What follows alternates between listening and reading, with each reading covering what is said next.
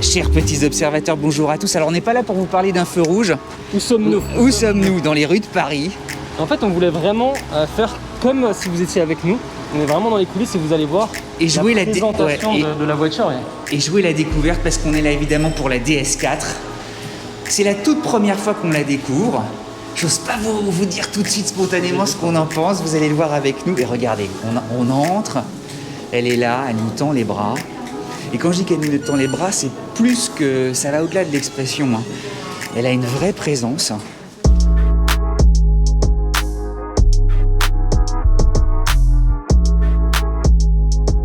Et alors on va rejoindre Thierry, que vous connaissez, Thierry Métros, qui est le designer en chef des équipes de DS. Voilà, et Thierry est là. Excuse-nous. Bonjour Thierry. Bonjour Cédric. Merci ravi de t'accueillir. Écoute, nous on est ravis de la découvrir et je ne veux pas dévoiler en fait déjà la conclusion et spontanément ce qu'on ressent en regardant la DS4. 3 ans de boulot. Ouais, 3 ans, voire un peu plus. En fait, c'est 3 ans et demi sur la voiture. Et puis on a commencé en fait 2 ans avant. Parce qu'on a eu la chance sur cette voiture en fait, de designer en fait, la plateforme. Donc on a commencé 2 ans avant de démarrer en fait, les premiers sketchs de style. On a travaillé avec nos ingénieurs pour vraiment designer la plateforme pour avoir des proportions qui soient hors du commun. Ce qui est assez rare, on va le répéter en fait, généralement ce sont les ingénieurs qui dessinent la plateforme et qui vous disent ensuite débrouillez-vous, essayez de faire un truc beau, essayez de faire un beau coup de star.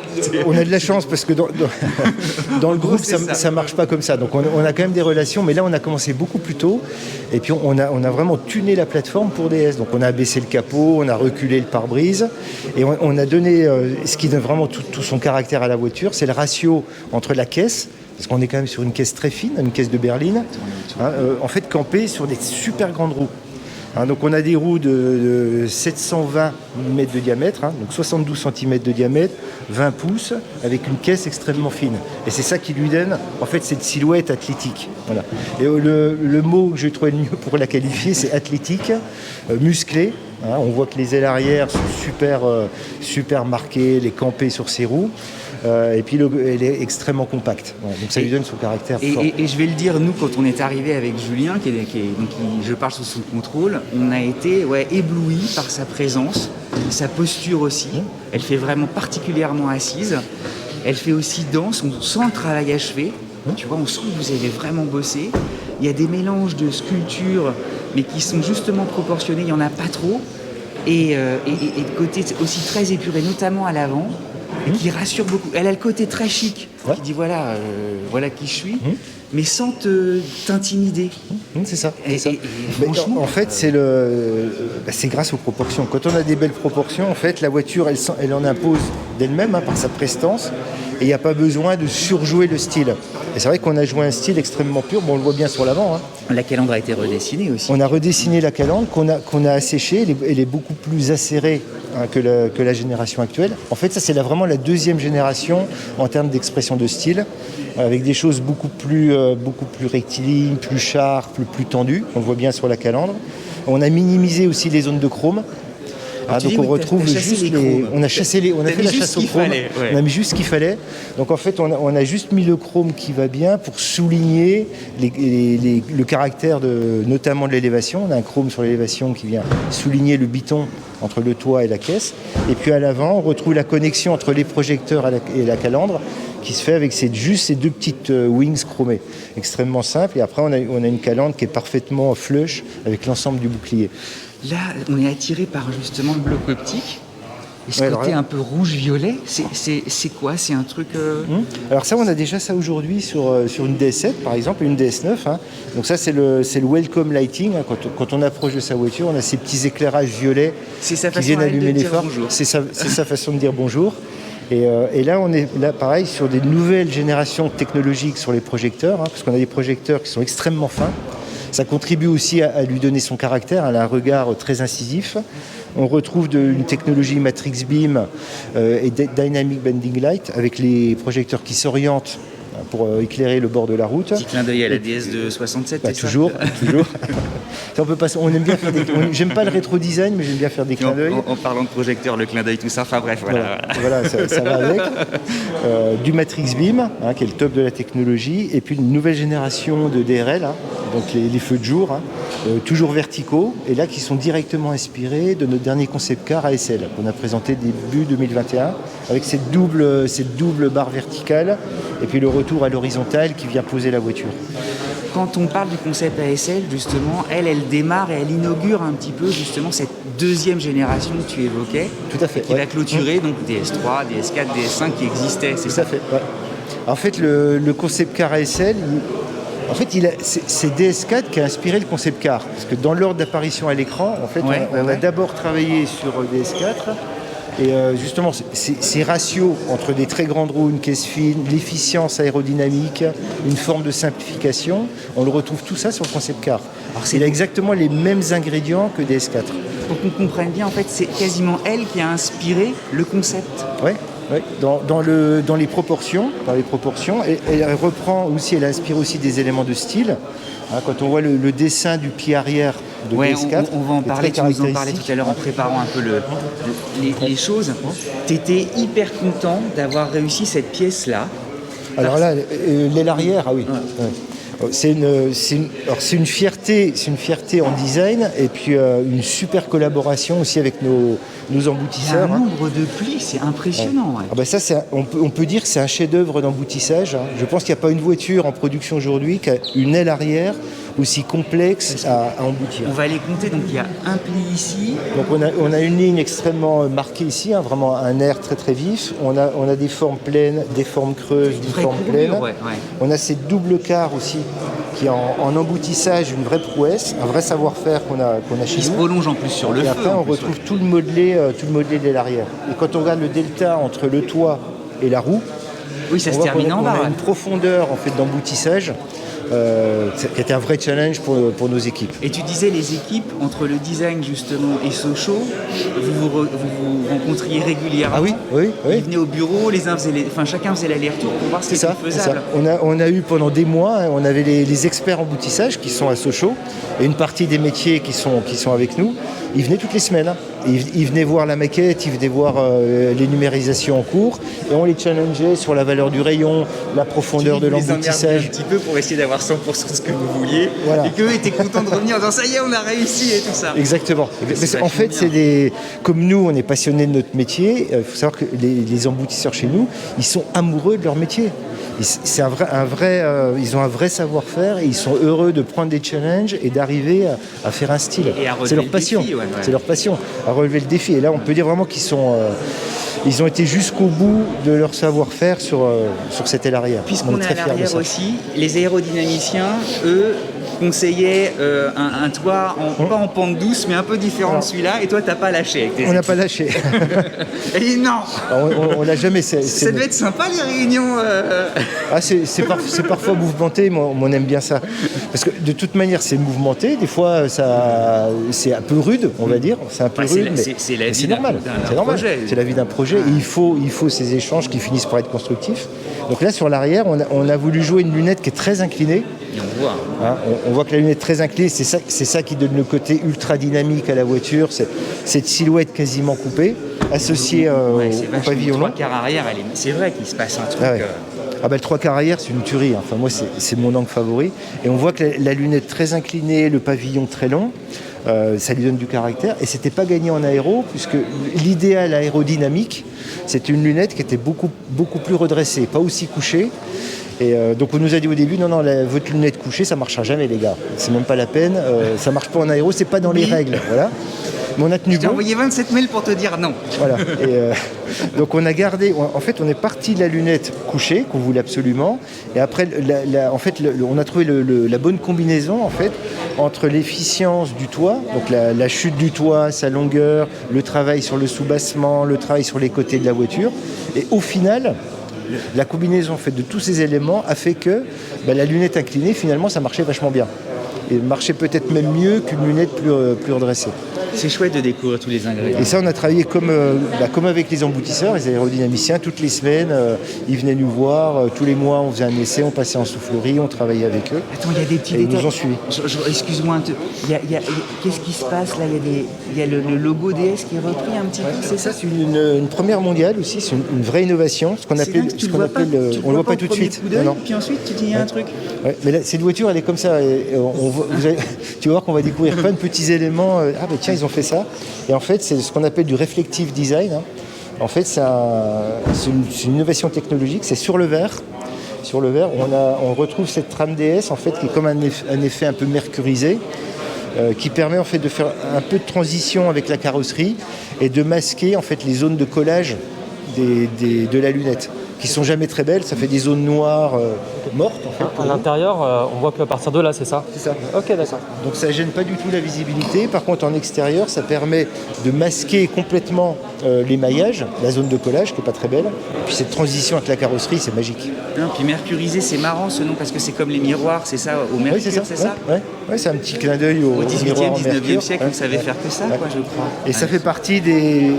On va aller encore beaucoup plus loin sur les futurs projets, comme ça d'intégrer complètement les vitrages avec la carrosserie, le côté seamless qu'on aime beaucoup, hein, sans couture, sans joint, et ça c'est une première étape qu'on a lancée sur et les gars, on monte à l'intérieur. Est-ce qu'on peut juste s'arrêter 30 secondes et dire que nous, Non, franchement, on a été on est hyper surpris. Elle fait plus grande qu'elle n'est, elle est très posée. Moi, j'aime beaucoup l'arrière. D'ailleurs, la miniature, ça sera de la vidéo YouTube, ce sera l'arrière. Moi, je mettrai l'arrière. 3 quarts arrière. Non, franchement, depuis DS3 Crossback, déjà, je commençais à trouver ça pas mal. DS9, j'aimerais bien qu'on fasse un road trip avec, ça serait top. Et à chaque fois, je me dis, franchement, cette voiture, elle est intéressante et tout. En plus, il y a vraiment plein de choses qui collent. Et là, tu te dis, effectivement, c'est peut-être le hit de DS. Donc, ouais. Parce que je sais qu'il y a plein de nouveautés, donc j'ai plein de questions. On va y aller. Mais ce qu'on se disait, en fait, avant d'arriver, ce que tu nous as entendu aussi, c'est que depuis que DS existe, une dizaine d'années désormais, c'est le bon chanteur, mais à qui il manque un tube. Et ben c'est peut-être celui-là le tube. Le disque d'or, il est peut-être. Le disque de platine, il est peut-être là. C'est sûr qu'on en vendra autant que. Moi, je vous le souhaite.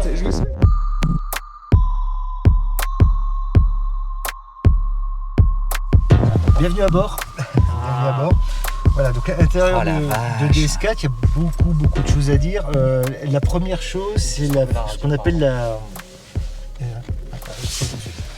Ouais, on le trouve tout de suite. C'est-à-dire que l'ergonomie est bien, tu vois, il n'y a pas de... Non, l'ergonomie est très bien. Thierry, dit, ça, il nous trouvait le bouton, ça va. Voilà, ça, on le trouve tout de suite, donc c'est plutôt pas mal. Vas-y, dis-nous, excuse-nous. Voilà, donc, ce qu'on va retrouver à l'intérieur, c'est, et ça, on a beaucoup travaillé, évidemment, le style, mais surtout l'ergonomie, dès le début du projet. Avec 2 zones bien distinctes, hein. On voit qu'on a une zone de confort en partie basse, donc avec les accoudoirs qui sont moussés avec tout ce travail de confection. Il y a une épaisseur de mousse complètement intégrée. Les sièges, on a des sièges assises étendus, donc de nouvelles technologies avec des mousses haute densité, donc qui permettent d'avoir un confort remarquable. Gainage évidemment de toute la console centrale. Donc on a ces zones de confort. Ils sont nickel. Les petites surpiqûres là avec le... Non mais les cuirs sont tout soyeux, tout doux, c'est rare, moi j'aime pas quand c'est grainé là. Non mais c'est que du cuir Napa, c'est le plus beau cuir qui existe. C'est hyper beau. C'est un cuir, même là ils ont mis de la mousse. Cuir pleine fleur Napa, sur la planche de bord, des panneaux de porte, évidemment la console, on a gainé toute la console. Et attends, vous avez été mettre les boutons de lève-vitre plus haut que d'habitude. C'est ça. Qu'est-ce qui s'est passé? Ce qui s'est passé, pour finir, c'est qu'en fait, on a la zone de confort en bas. Donc c'est les accoudoirs, la console, le siège. Et là, on voit qu'on a tout dégagé. Donc c'est que du confort, de la mousse, de la confection. Et on a ramené en partie supérieure tout ce qui est dédié en fait au pilotage, à la conduite. Donc en fait, quand on conduit la voiture, on comprend tout, on a tout au bout des doigts. Donc on a les commandes de vitre, au lieu de les chercher à l'aveugle, et souvent on peut se tromper. On les a dans le champ visuel. Donc c'est extrêmement facile et très ergonomique à utiliser. Et puis c'est esthétiquement intéressant. Donc on a groupé en fait les commandes de lève-vitre. On a des décors en bois véritable. C'est du frêne. C'est du frêne teinté, foncé, donc du vrai bois. Port ouvert, hein, donc il n'y a pas de vernis. Attends, les dessins, tu sens que vous êtes vraiment... Donc on a toujours nos petits toggles qui sont dessinés à base d'inspiration. C'est hyper original et hyper intelligent. On retrouve le guillochage, le guillochage Clou de Paris qu'on a sur toutes nos DS. Et puis on a associé l'aérateur, puisque l'aérateur est sur la porte. Donc, ce qui permet en fait de purifier complètement la planche de bord. Alors une planche de bord, c'est vraiment une feuille parfaitement sculptée. Donc là, on a une première zone, on a regroupé des commandes. On en a une deuxième qui est dédiée à la conduite. Alors ça, c'est chouette parce que ça ressemble un petit peu aux instruments parfois qu'on a à l'arrière dans les limousines allemandes. C'est ça, c'est ça. Là, donc on a une nouvelle commande de boîte. Ça, c'est la commande de boîte qui a un e-toggle. En fait, qui a un tout petit toggle qui est très agréable à manipuler, qui est complètement intégré à la console. Et là, on a tout ce qui... qu'il y a autour. Mais attends, c'est des beaux objets à chaque fois. Donc on retrouve le guillochage Clou de Paris, qui est inspiré du monde de la montre de luxe. Et puis un écran, un petit écran Smart Touch, en fait, qui a une reconnaissance d'écriture. Donc quand je balade mon doigt, c'est magique. J'adore ça. Voilà, donc voilà. Et puis après, donc ça permet de sélectionner ça. Et puis après, on a des raccourcis. On a des raccourcis qui permettent d'aller sélectionner les menus sur l'écran central. Et là, le travail aussi sur l'intégration des boutons. Alors, on a une innovation mondiale, là, c'est une première mondiale, c'est l'intégration en fait des aérateurs centraux, qui pour nous en style, les aérateurs, c'est l'enfer. Parce qu'en fait, c'est une zone pas très, c'est pas très gracieuse. C'est comme un radiateur quand ou des ronds, ou des rectangles, enfin voilà. Et puis après, on voit des lamelles et tout ça. Et là, on a travaillé sur une nouvelle technologie qu'on appelait DSR, qui en fait, on guide le flux en partie supérieure, en partie centrale. On fait complètement disparaître les ailettes, on les voit plus, et on met le panneau de commande en fait qui passe à travers l'aérateur. Et donc on a un flux d'air en haut, un flux d'air en bas, ce qui permet quasiment de les rendre invisibles. Ce qu'on appelle d'ailleurs, pour nous, on les appelle des aérateurs invisibles. Et après on a les commandes sensitives là, qui permettent en fait de régler les différents modes de la clim. Voilà. Non, puis ça offre une jolie résistance et tout. Tu vois, les boutons, c'est important aussi d'avoir... Oui, un très gros travail là, oui, justement d'avoir ces micro-switches qui sont très précis. Et je trouve que c'est bien d'avoir quand même des commandes en fait séparées de l'écran, de pas tout avoir dans l'écran. Donc on sait que quand on veut commander sa clim, les zones elle est là. Donc ici. ma température par exemple, c'est ça c'est c'est le flux d'air. Ça c'est pour guider le flux d'air au bas. Au bas, voilà. ok. Et puis après on a les commandes réglementaires, DJ. Voilà. Et là après on peut aller chercher. Ok. Non, tu vois, je regarde ce que... Non mais ça c'est bien, voilà, il n'y a rien à dire. Franchement, c'est pas pour en faire des caisses, mais on a un peu l'impression d'être dans un concept car. Voilà. Et après, on a les... Vas-y, Julien, parce que moi tout le monde va dire oui, mais Cédric il va s'extasier. Moi après, j'ai vraiment des questions par rapport. Donc je sais que c'est une toute nouvelle interface donc, pour tout le groupe et tout. Ça a l'air vachement fluide et on dit qu'il y a un effet smartphone. Est-ce que vous pouvez nous montrer, je sais pas, 2-3 menus un peu ou... Voilà, donc on a des modes de c'est comme un smartphone en fait. Là, je suis sur le massage. Voilà. Tu veux te faire masser? J'espère que c'est actif. Je ne sais pas si c'est actif. On va voir. Bon, en tout cas, tu as ventilé. Et la typographie, elle est jolie en plus. Beau, hein. Ouais. Donc, on a joué comme ça sur des typographies presque monochromes. Donc, on est comme ça sur des nuances. Ça veut dire c'est griffure de chat, non? Ça doit être ça. Voilà. Ouais. Mais je ne suis pas sûr que ce soit actif. Ah si, on l'entend, tu dois le sentir. Voilà. Là, tu as les vagues, wave. Voilà. Donc là, on choisit un peu plus fort, un peu moins fort. Et on a travaillé beaucoup, je ne sais pas si on les voit à l'écran, mais les petits effets. Transitions. Ah oui, l'intensité et tout ça. Voilà. Voilà, après, on a un retour pour avoir un peu de... assez simple. Hein. Puis après, il suffit de slider. La douceur. Donc là, on a la navigation, par exemple. Après, c'est assez intuitif et facile à utiliser. L'intégration de l'écran, Julien, toi qui adore. Non, ça a l'air vachement bien. C'est vrai que j'ai toujours envie de tester, voir exactement ce qui se cache derrière. Mais c'est vrai que déjà, ça a l'air hyper fluide. Et vous avez le fameux Iris. C'est quoi exactement? Je sais qu'il y a aussi... une dalle de, je crois, 21 pouces qui se situe là-bas, qui permet d'avoir un affichage tête haute gigantesque. Alors, il y a tellement de choses à dire. Ouais, voilà, c'est ça. Iris, c'est le nom de l'intelligence artificielle de la voiture. On lui a donné un petit nom. C'est comme HAL dans 2001 d'Odyssée de l'espace. Voilà, exactement. Chacun donne son petit nom à la machine. C'est ça. Donc, on l'a appelé Iris. Et donc, Iris, ça permet aussi d'identifier la commande vocale. Donc, on peut s'adresser beaucoup en vocal avec la voiture. On a des nouveaux systèmes justement de reconnaissance vocale qui sont au top niveau, donc ce qu'on utilise de plus en plus. Et puis on a un système de IHUD en fait, Head-Up Display, donc vision tête haute, qui est assez remarquable. C'est probablement dans ce segment de véhicule, c'est complètement inédit. Qui se déploie là. Il n'y a que moi qui le vois en fait. Il faudrait que tu t'assieds à ma place pour le voir. Là, il est en route. Ah, il est en route. Il est en route. Ouais, après, tu pourras t'asseoir, on le voit. Hein. Okay. On le voit. Et surtout, il est gigantesque. Enfin, si j'ai bien lu, ça fait 21 pouces. Ouais. En fait, 21 pouces. Énorme. 21 pouces. Donc, ce qui est impressionnant, tu te verras, tu t'installeras, c'est qu'on projette l'image à 4 de mètres. rafale, alors. C'est 4 mètres devant la voiture. Donc, en fait, c'est pas dans le pare-brise. C'est 4 mètres devant la voiture. Et la diagonale, c'est 21 pouces. Et ça permet d'afficher à la fois la navigation, la vitesse, les alertes. On peut même afficher ce qu'on est en train d'écouter, la radio ou sa playlist. Ah oui, donc il y a beaucoup plus d'infos. On choisit. Oui, il y a beaucoup d'infos. Basiquement, c'est la navigation, mais on peut rajouter beaucoup d'autres informations. En fait, le client, il a la possibilité aussi de paramétrer à sa guise la voiture. Celui HUD, c'est quelque chose. Le volant aussi est vachement bien. Donc on retrouve le volant, nouvelle génération de volant, qui justement avec des nouveaux, ce qu'on appelle nous les VCI, nouvelles commandes sur volant qui permettent en fait d'interagir. Ça s'appelle VCI Oui, ça c'est notre jargon, c'est notre jargon interne. Nous on appelle ça des VCI. Et VCI, ce sont les initiales de quoi alors Je sais plus. Ah bon. Non mais tu vois, c'est marrant, chacun. On a des acronymes comme ça, VCI, qu'on utilise depuis des années, et des fois personne ne sait ce que ça veut dire. Non mais c'est drôle parce que c'est vachement bien foutu. Il y a des diffs. D'abord c'est vernis là. En fait c'est un petit toggle, on le voit un peu. C'est un petit toggle, c'est un micro switch en fait. L'appareil qui est super. Non mais là on va le dire, c'est chiant à faire. Plus c'est petit, plus c'est compliqué. Et là, quand j'active celui-là, je vais faire défiler notamment les stations de radio dans mon combiné. Voilà. Et puis là, sur celui-là, je crois que ça doit être je sais pas s'il fonctionne, la formation de conduite. Et on retrouve un volant entièrement gainé en cuir, donc y compris le coussin de volant, à la même couleur que la planche de bord.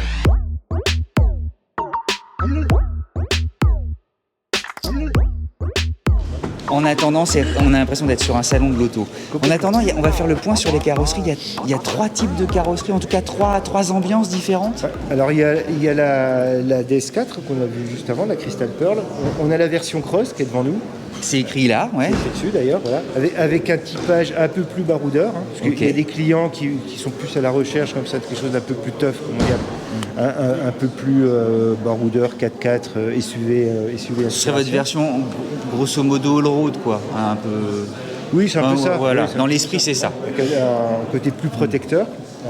Donc il y a peu de différence en fait. Il y a les bas de bouclier avant-arrière qui sont peints en noir. Ce qui permet en fait de protéger un peu plus sa voiture. Le bas de caisse aussi qu'on retrouve en noir. Et on a les barres de toit noires. Ok. Qui donnent son typage au véhicule. Et puis après, on peut évidemment choisir ses tonnes de caisse. Là, on la présente en Copper Gold, qui est une couleur que j'adore, qui est une couleur qui est spécifique, inédite, non ? C'est ça, ouais. Complètement inédite, et qu'on a développée spécifiquement pour des S4, et qu'on peut mettre sur des versions cross ou non cross. Et ça lui donne son typage particulier. Et puis il y a un 3e type de carrosserie, c'est ça ? Et il y a un 3e type de carrosserie qui est en fait la Performance Line, qui a un typage qui est juste là-bas. Donc un peu plus méchante dans sa définition, pavillon noir. On retrouve les wings sur la partie bouclier noire, elles sont plus chromées, elles sont noires. Et puis des roues, un design de roues là aussi spécifique avec une finition en noir laqué. Qui donne comme ça un côté encore plus monolithique, puisqu'on n'a pas du tout de chrome, donc tout est complètement intégré à la carrosserie, et ça lui donne ce côté monolithe. C'est votre finition genre M Sportline, M Sport ou chez BMW ou S-Line chez les... Tous les moteurs sont disponibles sur les 3 configurations ou il y a des spécificités ? Sur les motorisations, les motorisations sont les mêmes pour tout. Ouais. On peut choisir on peut très bien avoir une Performance Line en PHEV ou une Cross en PHEV. Il y a pas de. Pour faire un petit point, donc vous avez un moteur 225 chevaux qui sera plug-in hybride. Vous avez des essences et des diesels. C'est ça. On attend peut-être il y aura peut-être une toute électrique un jour ou c'est pas encore dans les plans. C'est pas dans les plans. C'est pas dans les plans aujourd'hui. On a préféré en fait jouer sur ce segment de véhicule la polyvalence. Voilà.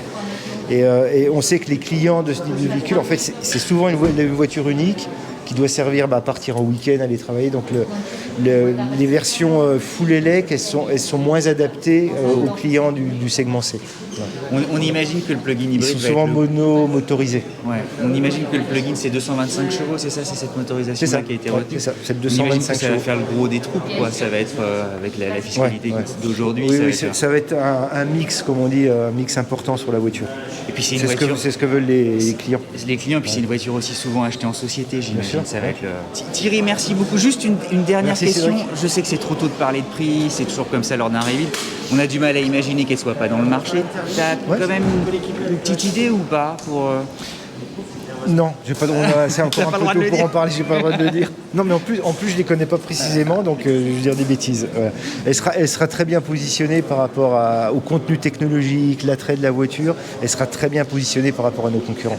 Merci Thierry. Merci beaucoup. Voilà. Merci Puis beaucoup. on va faire une petite conclusion avec Julien, tous les deux. On va dire ce qu'on en pense un On peu. a fait ce qu'on a pu, parce qu'il y a beaucoup de monde et on sent que voilà. Dis-le. Ouais. Non, mais c'est vrai, on essaie de pas se marcher dessus et tout, mais voilà. Il y a beaucoup de nos confrères et consoeurs qui sont aussi là et chacun essaie de faire un peu comme dans un salon de l'auto. Ouais, c'est ça, sans trop se gêner. Non, mais franchement, Et ça se passe d'ailleurs super bien, tout le monde est gentil alors qu'on se donne parfois des coups de coude, qu'on passe dans le champ de la caméra. Voilà la preuve. La preuve. Non mais voilà, pour conclure, parce que la vidéo va être très trop longue. longue. Et tout. Moi j'ai hâte de l'essayer, good job déjà esthétiquement et tout, ça donne envie. Et puis en plus 225 chevaux, ça peut marcher, on le connaît ce moteur là, donc ça peut être cool. Voilà. Puis n'oubliez pas de vous abonner. N'oubliez pas de vous abonner. Je vais raconter quelque chose. DS, j'ai toujours été un peu sceptique en réalité, surtout. Ah bon? Ouais. Non mais c'est une histoire particulière, c'est une belle histoire au démarrage de dire on va lancer effectivement une marque premium française. Ça fait 10 ans qu'il y a une sorte, ça se cherche un petit peu. Et là, tout à coup, dans les tout premiers instants, les premières secondes, et notamment en gris comme ça, elle a une présence. Elle fait beaucoup plus grande qu'elle Elle te saisit quoi. Franchement, elle a de la gueule quoi. Hâte de la conduire moi aussi. Dites-nous aussi ce que vous en pensez en commentaire. Allez-y, réagissez, mais surtout elle réclame de la voir en vrai. Allez, à bientôt. Et on s'abonne.